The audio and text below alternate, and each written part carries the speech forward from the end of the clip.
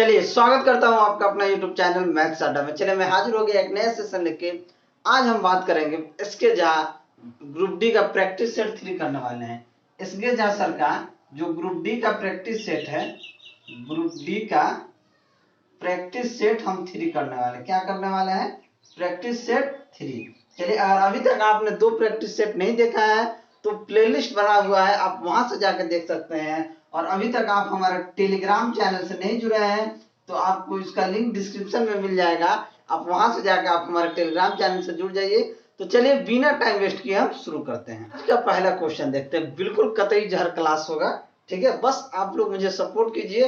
हर एक practice set मैं अपने तरीके से लाके पूरा 24 सेट इसके जैसा का करने वाला हूँ, ठीक है। बस आप लोग सपोर्ट कीजिए। चलिए अगला क्वेश्चन देखते हैं, क्वेश्चन नंबर 46 कह रहा है कि जब n को 6 से विभाजित किया जाता है तो शेषफल 4 आता है। मान लीजिए n को 6 से अगर विभाजित करते हैं तो रिमाइंडर हमारे पास क्या आता है? 4 आता है। यही क्वेश्चन में कहा है। पहला देखिए, यानी कि ये n है, अगर n को अगर हम 10 मान लें तो 10 को 6 से विभाजित करेंगे तो क्या आ जाएगा? हमारे पास रिमाइंडर 4 आएगा। यही होगा, यानी संख्या 10 होगा तभी 6 से अगर भाग देंगे तो एक बार में जाएगा और शेषफल हमारे पास 4 आ जाएगा।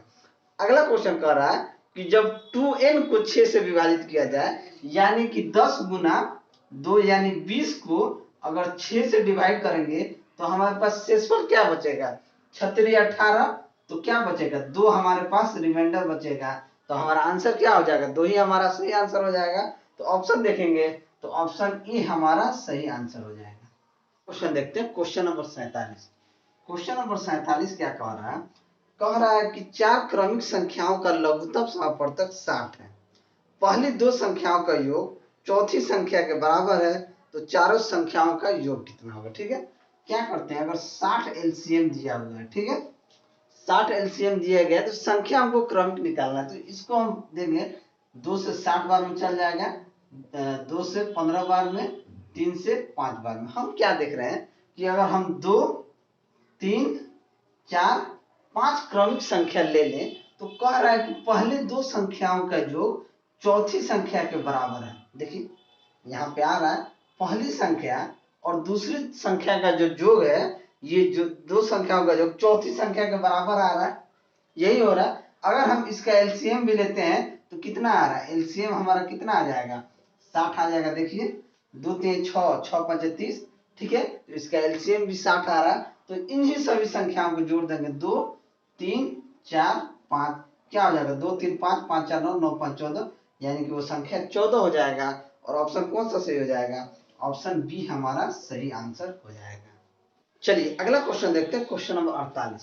क्वेश्चन नंबर 48 क्या कह रहा है? देखिए एक संख्या दिया हुआ 1/3 गुना 5 प्लस 1/5 गुना 7 प्लस 1/7 गुना 9 प्लस 1/9 गुना 11 प्लस 1/11 गुना 13 प्लस 1/13 गुना 15, यही दिया गया। आप क्वेश्चन में देखें यही दिया गया है और इसका ही मान पूछा। देखिए इस तरह का क्वेश्चन देखिएगा ना तो नीचे वालों में इसका डिफरेंस देखिएगा, इसका डिफरेंस देखिए कि कितना है। इसमें 2 है, इसमें 2 है, यानी कि इन सभी में अगर डिफरेंस समान है, सभी में डिफरेंस देखिए समान आ रहा है, ठीक है।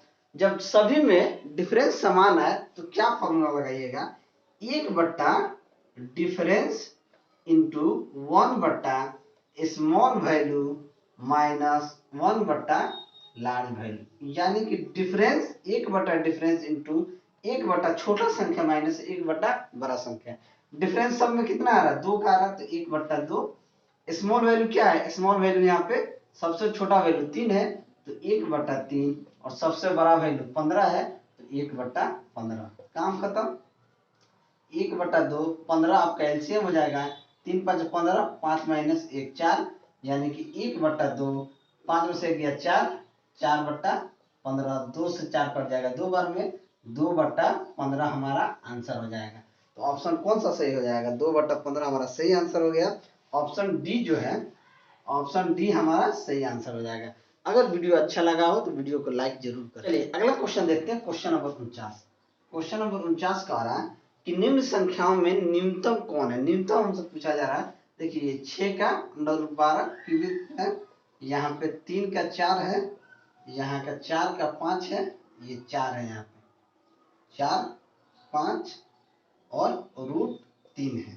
न्यूनतम पूछा है, सबसे छोटा कौन सा। देखिए कभी भी आपको इस तरीके का देख लेना, तो ये जो कर्निंग वाला घात जो है, ये इन सभी को लीजिए 6 3 4, यहाँ कुछ नहीं है ना, तो यहाँ पे 2 होता है, कुछ नहीं रहता है, वहां पे 2 होता है, तो 2 ले लेंगे।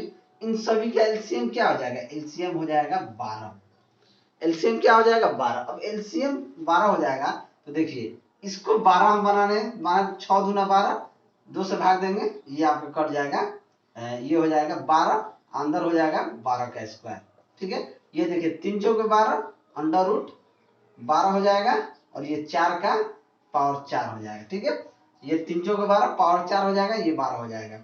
इसमें देखिए 4 से 12 में भाग देंगे 3, यानी कि ये इसको हम 12 कर देंगे, ये आपका 5 का क्यूब हो जाएगा। इसको देखिए 2 छक 12, यानी कि ये तो 12 हो जाएगा, ये 3 के पावर 6 हो जाएगा। बात समझ। देखिए क्या होता है कि √n गुना ए होता है ना, अगर यहाँ पे इसको ए स्क्वायर करना है, जब इसको हमको ए स्क्वायर करना है ना, तो 2 गुना n करेंगे और इसमें ए स्क्वायर कर देंगे, यही हमारा ट्रिक है। ठीक है, इस तरीके से हो गया। तो 12 का स्क्वायर क्या हो जाएगा, ये क्यूबिक 12 है, 12 का स्क्वायर 144, फिर ये क्या हो जाएगा 4 चौके 16, 16 16 256, ये हो जाएगा 50 25 125, और ये आपका हो जाएगा 12, 3 के पावर 6 क्या हो जाएगा 3 29 27, ये आपका 729 हो जाएगा। अब देखिए जब सबका घात जो है, यानी करनी जो है, ये सबका 12 12 यहाँ पे हो गया है, तो सबसे छोटा पूछ रहा है, तो सबसे छोटा कौन है, तो सबसे छोटा हमारा ये हो जाएगा 100 नहीं सॉरी, सबसे छोटा हमारा 125 हो जाएगा। तो आंसर कौन सा हो जाएगा, तो आपका आंसर हो जाएगा 4 क्यूबिक 5। तो ऑप्शन हमारा कौन सा सही हो जाएगा, तो ऑप्शन सी हमारा सही आंसर हो जाएगा। अगला क्वेश्चन देखते हैं, क्वेश्चन नंबर 50। क्वेश्चन नंबर 50 कह रहा है कि 30 संख्याओं का औसत 15 है, इनमें से प्रथम 18 संख्याओं का औसत 10 तथा 11 संख्याओं का औसत 20 है, तो अंतिम संख्या ज्ञात कीजिए। देखिए एवरेज क्या होता है, एवरेज बराबर होता है सभी संख्याओं का योग बट्टा सभी संख्या। अगर हमसे सम पूछ ले, तो सम बराबर क्या हो जाएगा, एवरेज गुना नंबर। ठीक है, तो हम क्या करते हैं 30 संख्याओं का योग निकालते हैं, सम ऑफ, हम 30 संख्याओं का सम कर देंगे, तो हमारा क्या हो जाएगा 30 गुना एवरेज 15 दिया है, 15 3 45 450। ठीक है, 18 संख्याओं का औसत 10 है, तो 18 संख्याओं का योग क्या हो जाएगा, 18 संख्या का योग क्या हो जाएगा 18 गुना 10, यानी कि 180। फिर 11 संख्याओं का औसत क्या दिया है, तो सम ऑफ 11 संख्या, यानी कि 11 गुना 20, यानी कि 220।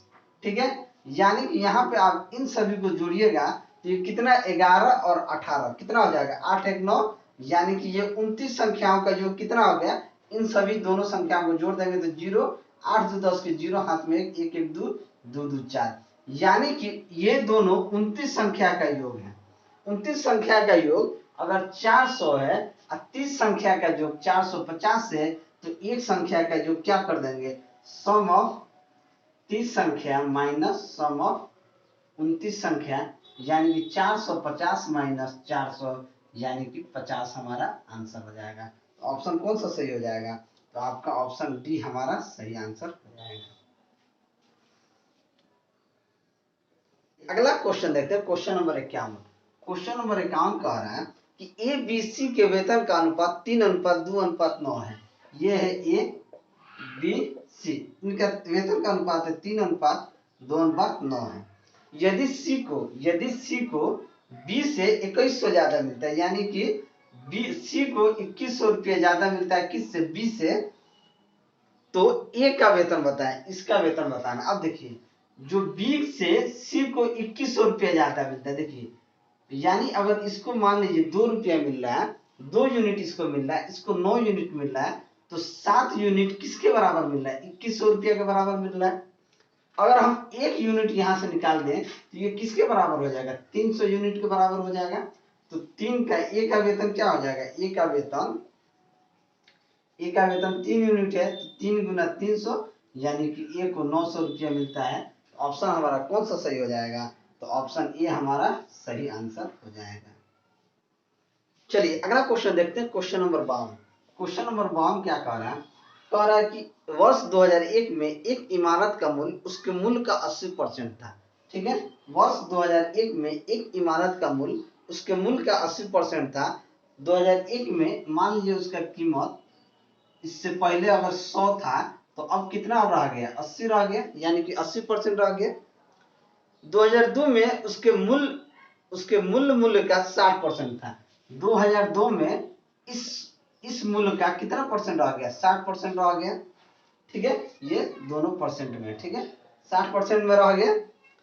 तो 2001 से 2002 तक मूल्य में कितने प्रतिशत की कमी आई, देखिए पहले 80% था, अब 60% हो गया। कितना का कमी आई, 20 का कमी आई, किस पे, 80% पे।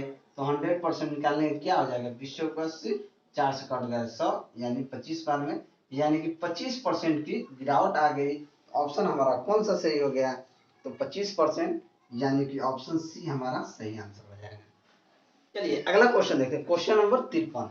क्वेश्चन नंबर 53 क्या है, कह रहा है कि किसी दुकान में एक ऑफर के तहत 4 खरीदने पर 1 मुफ्त है, तो छूट प्रतिशत क्या होगा। देखिए 4, मान लीजिए 4 आप टी शर्ट खरीद रहे हैं, मान लीजिए कि आप 4 टी शर्ट खरीद रहे हैं, तब आपको 1 मुफ्त में मिल रहा है, तो टोटल आपके पास 5 ना हुआ है, तो 1 छूट मिल रहा है किस पे, 5 पे। तो 100% में क्या हो जाएगा, 5 से कट जाएगा 20%, यानी कि 20% हमारा सही आंसर हो जाएगा। ऑप्शन क्या हो गया, तो ऑप्शन बी, ऑप्शन सी हमारा सही आंसर हो जाएगा। चलिए अगला क्वेश्चन देखते हैं, क्वेश्चन नंबर 54। क्वेश्चन नंबर 54 क्या कह रहा है, कह रहा है कि एक व्यक्ति ने 30 खराब मशीन 1000 रुपया में खरीदी। 30 मशीन जो है, 30 मशीन कितना में खरीदा, 1000 रुपया में खरीदा। ठीक है, उसने उसकी मरम्मत कर उन्हें 300 रुपया प्रति मशीन की दर से बेच दिया। उसे 150 रुपया प्रति मशीन लाभ हुआ। उसने मरम्मत पर कितने रुपये खर्च किए थे। देखिए उसको वो क्या करता है, 300 रुपया के हिसाब से 30 मशीन को बेचता है, तो इसका सेलिंग प्राइस कितना हो जाएगा, इसका सेलिंग प्राइस हो जाएगा 9000 रुपया। क्वेश्चन में कह रहा है एक मशीन पे उसे 150 रुपया फायदा होता है। कितना प्रॉफिट होता है, तो 150 रुपया फायदा होता है एक मशीन पे। तो कितना मशीन बेचा है, 3, यानी कि 4500 रुपया में मशीन, एक टोटल मशीन पे 4500 रुपया उसको फायदा होता है। तो बोल रहा है क्वेश्चन में कि उसने मरम्मत पर कितने रुपये खर्च किए, यानी मरम्मत पर कितना खर्च किया। तो देखिए टोटल प्रॉफिट उसको कितना हुआ है, 4500 रुपया उसको क्या हुआ प्रॉफिट, लगाया कितना था, 30 मशीन में 1000 रुपया। तो उसको कितना मशीन का इस पे खर्च किया है, तो 4500 माइनस 1000, यानी कि 3500 रुपया उसने मरम्मत पे खर्च किया है। तो ऑप्शन कौन सा सही हो जाएगा, तो ऑप्शन सी हमारा सही आंसर हो जाएगा। चलिए अगला क्वेश्चन देखते हैं, क्वेश्चन नंबर 55। क्वेश्चन नंबर 55 क्या कहता है, कह रहा है कि रामा अपने पेट्रोल में 20% केरोसिन मिलाकर संपूर्ण मिश्रण को पेट्रोल की कीमत पर बेचता है। यदि केरोसिन का क्रय मूल्य पेट्रोल के क्रय मूल्य का 40% है, तो कुल लाभ क्या होगा। देखिए पेट्रोल क्या है, पेट्रोल मान लीजिए 100 रुपया लीटर है, ठीक है, और केरोसिन जो है, केरोसिन का 40 रुपया पर लीटर का हिसाब मानिए। ठीक है, अब कह रहा है कि पेट्रोल को 20% प्रॉफिट पे, तो 20% प्रॉफिट पे अगर बेचा जाए तो 100 प्लस 20 यानी कि 120 रुपया में बेचा जाएगा। ठीक है, 20% प्रॉफिट पे। अब अगर मिक्स किया जाता है, मिक्स अगर हम करते हैं, तो पेट्रोल और केरोसिन दोनों को मिक्स करेंगे, केरोसिन दोनों को मिक्स करके बेच रहे हैं। ठीक है, तो पेट्रोल मान लीजिए 100 रुपया लीटर है, ठीक है, और केरोसिन का अगर 200 ml हम केरोसिन मिला रहे हैं, ठीक है, 1 लीटर में हम 200 ml केरोसिन मिला रहे हैं, तो 200 का दाम कितना हो जाएगा, 200 ग्राम का पेट्रोल का दाम कितना हो जाएगा, अगर 40 रुपया लीटर है तो 8 रुपया होगा, 8 रुपया होगा ना, क्योंकि 1 लीटर पेट्रोल का दाम 40 रुपया है, तो 200 ग्राम का कितना हो जाएगा, 8 रुपया हो जाएगा। तो कितना हो जाएगा 8, यानी कि 108 रुपया। देखिए तो अब देखिए 120 रुपया हमें प्रॉफिट हो रहा है, ठीक है, और 108 रुपया में हम उसको बेच रहे हैं, 108 रुपया में हम इसका मिश्रण बना रहे हैं, तो हमें कितना फायदा होता है, तो 108 यानी कि 12 रुपया फायदा होता है किस पे, 108 पे, तो 100 पे कितना फायदा होगा, तो देखिए 12 से कट जाएगा, 12 नवा 108 यानी कि 100/9 यानी कि 11.11% के आसपास हमारा आंसर आ जाएगा। तो ऑप्शन कौन सा सही हो जाएगा, तो ऑप्शन ए हमारा सही आंसर हो जाएगा। चलिए अगला क्वेश्चन देखते हैं, क्वेश्चन नंबर 56। क्वेश्चन नंबर 56 क्या कह रहा है, कह रहा है कि किसी धनराशि पर अब से 2 वर्ष बाद का 5% की दर से वास्तविक बट्टा 15 रुपया है, तो वह धनराशि ज्ञात कीजिए। देखिए इसको अपना जो बट्टा है ना, जो बट्टा है वास्तविक बट्टा, ये जो वास्तविक बट्टा जो होता है, इसके लिए आप याद रख लीजिए धनराशि, धनराशि गुना आरटी यानी रेट इंटू टाइम प्लस बट्टे 100 प्लस आरटी यानी दर गुना समय। वास्तविक बट्टा हमारे पास कितना दिया है, 15 रुपया दिया है, तो 15, ये धनराशि क्या होता है, अमाउंट होता है, आप इसे अमाउंट लिख सकते हैं, अमाउंट इंटू आरटी बट्टा 100 प्लस आरटी। तो अमाउंट हमको निकालना है, आरटी हमारा क्या है 5 साल और 2 साल, यानी कि 5% रेट दिया हुआ है, 2 साल टाइम दिया हुआ है, तो 5 दूना 10%, यानी कि 10/100 प्लस आरटी क्या हो जाएगा, आरटी 10 यानी कि 110, 10 से 10 काट दीजिए, और ये अमाउंट हमारे पास आ जाएगा 15 गुना 11, 15 गुना 11 क्या हो जाएगा 165 हमारा सही आंसर हो जाएगा। तो ऑप्शन कौन सा सही हो जाएगा, ऑप्शन बी हमारा सही आंसर हो जाएगा। क्वेश्चन नंबर 57, क्वेश्चन नंबर 57 कह रहा है यदि कोई धनराशि का साधारण ब्याज दर पर चौथे और पांचवें वर्ष में क्रमशः 12,900 और 14,250 हो जाता है, तो ब्याज की दर ज्ञात कीजिए। देखिए चौथा साल में 12,900 था, और ये पांचवें साल में कितना हो जा रहा है 14,250 हो जा रहा है, ठीक है, यानी ये चौथा साल है, ये पांचवा साल है, ठीक है।